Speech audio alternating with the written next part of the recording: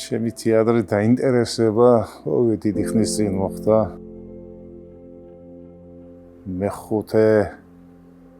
მეხუთე კლასში ვიყავი. გონია. ფილმი გამოვიდა კეთილი ადამიანები. თეატრი არც ვიცოდი რა იყო თეატრი საერთოდ. სოფელში ვცხოვრობდი.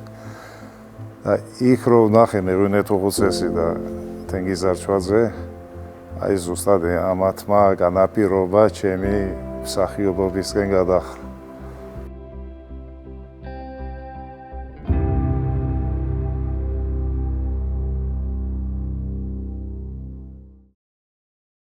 როცა სკოლა დავამთავრე და ვნახე ქალაქში წამოვედი და ვნახე სპექტაკლები, ვნახე თეატრი, მერე გამიჩნდა ინტერესი რომ ოღონდ თეატრის შენობაში შევსულიყავი, ოღონდ არ მაინტერესებდა რა თანამდებობა პროფესია იმდენად არ მაინტერესებდა, ოღონდ იქ ყოფილიყავი იმ ატმოსფეროში. შიგნით უნდა კონდეს რაღაც შინაგუხილავი რაღაცა ეს შეგრძნება და თუ შინაგანი ის არა გაქვს თუ რაღაცის მიმართ ინტერესი არ გაქვს, არ მგონია მარტო სწავლით ფონზე ახვიდე. პროფესიის მიმართ უნდა კონდეს დიდი სიყვარული.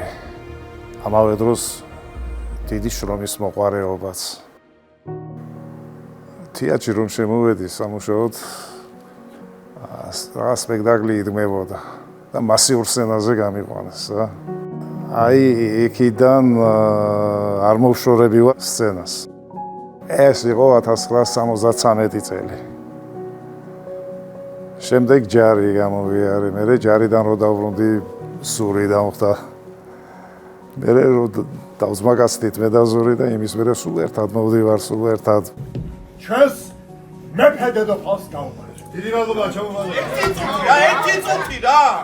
დალეული მაქვს მე ეს ადგილზე და ძალიან ვთქვი, ნუ მაიძულებთ იმის გაკეთებას, რაც მე ძალიან არ მინდა. თეატრის სიყვარულიო, რა შეგრძნება არისო.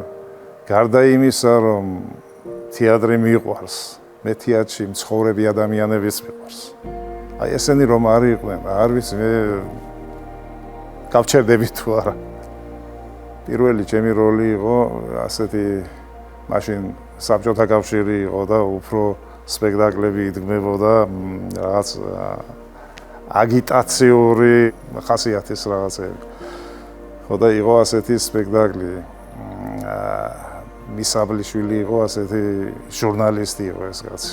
ასე ერქვა პროგრესულად მოაზროვნე ახალგაზრდის როლი. თანაც ცოტა თავადური შთამომავლობის. ლოლუა იყო გვარად ეს ბიჭი. და ეს იყო ჩემი პირველი როლი. მახსოვს ის რეჟისორი კიდე როგორ წვალობდა ჩემთან რომ ერთი სიტყვა მეთქვა სწორად. შეგრძნებები რაღაც ამაღლებული შეგრძნება მქონდა, არ დაგიმალავთ და ამავე დროს შიშიც რომ აი თუ ვერ გამოვიდა, აი თუ რაღაცა ვერ გავაკეთე. შემდეგ როლებს მოყვა როლები, ეპიზოდები, ხან საშუალო დონის როლები, ხან მთავარი როლებიც გაერიაში გადაშიგდა, არის. შორის აი ეს პირველი როლიდან ვერ ამოვდივარ. მაინც ის იყო, ჩემთვის საყვარელი როლი. იყო ასეთი რეჟისორი, მე რო დამხდა ბატონი შალვა ჩერქეზიშვილი. ბევრი მიმუშავია მაგასთან. მე ბატონი ვასო ჭიგოგიძე, იმიტომ რომ ჩვენ მაინც მე და ზური მის სტუდიელებად მოვიხსენიებით. როლები ბატონ ვასოსთან იყო ესეთი ალექსანდრე ჩხაიძის პიესა იყო. ჩემი მეგობარი თამაშობდა მაგროს და ის ჯარში გაიწვიეს და მე ვასომ მე შემიყვანა თავარ როლზე. შემდეგ და სხვა რეჟისორებთან ვითამაშია ბევრი როლები და ეს სათითაოდ გახსენება მიჭირსული.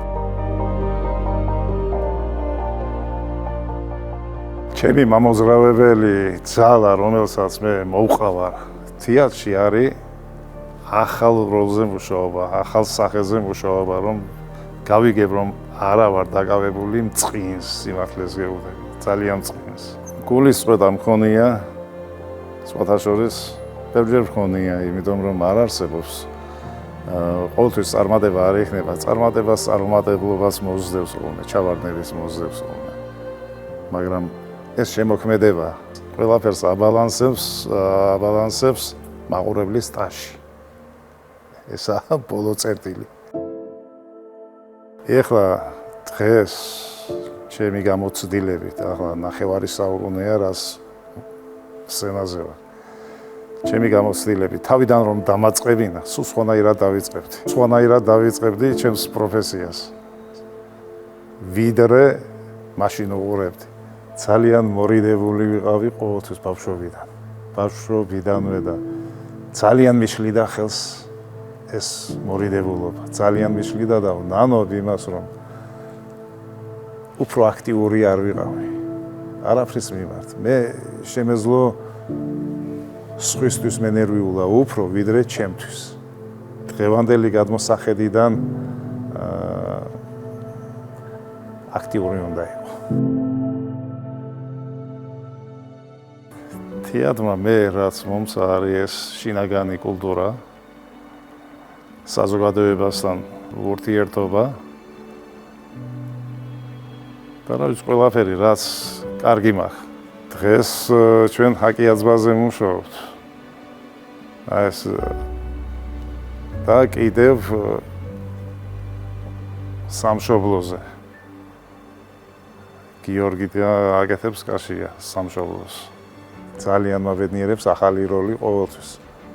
მაგრამ ხშირად არ ხდება ისე რომ მორგებული როლი შეხვდება. ხანდახან არის ეს საწვალებელი გაქვს, იმიტომ რომ არაა შენი. დიახ, ამ დარჩენილ წლებში მე მგონი იმედი მაქვს. კიდევ იქნება როლები და მე მჯერა რომ ჩემი თეატრი ყოველთვის გამარჯვებული იქნება და გამარჯვებული ივლის ამ თეატრალურ გზაზე.